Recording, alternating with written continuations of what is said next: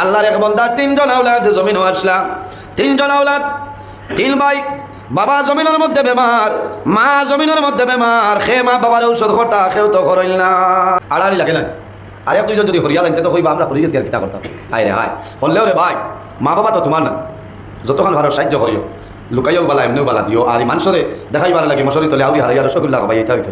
তো দস্তগত লইতা করি হলে হলে রসগোল্লা খেসরায় ইলা হইতো না। আল্লাহরে রাজি করার লাগে খুলুসি নিয়তে, খুলুস খালিস নিয়তে মা বাবার খেদমত করেন লাভ হইব।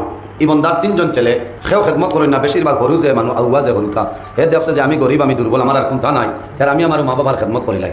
কয়দিন বাদে বড় ভাই দজনে হইলে একটা করি, বাবা বেমার কোনদিন মরি যাইবা, তো বাবার সম্পদ যেটা আছে আমরা বাটিলাই দেখে তাই খুশ হইবা। কি যা তাহলে মাছ বুঝবার হয় বাজি জমিনও তাতে দেখিয়া যাইবা, খুশ হইবার না বাদে দরবার করবা। চাচাই লুকবি করিলাই বাটিলাই। ও পরামর্শ করিয়া বাটা আরম্ভ হইল। খবাট করতা ভাই তিনজন না, তিন বাট করা হইতো, তিন বাট করছ আমার বুজুর্গণ, তিন বাট করাই। তিন বাট করার লগে লগে তিন ভাইয়ে তিনটা বাট আপনার লইয়া যাই। তাপালা করে খেয়াল করে জোয়ান ভাইয়াই।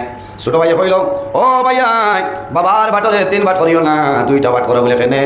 বলে আমরা দুইজন লাই তিনজন ভাই, তিন বাট করো। দুই বাট কেনে? বলে দুইটা বাট করো। দুইটা বাট করলাম।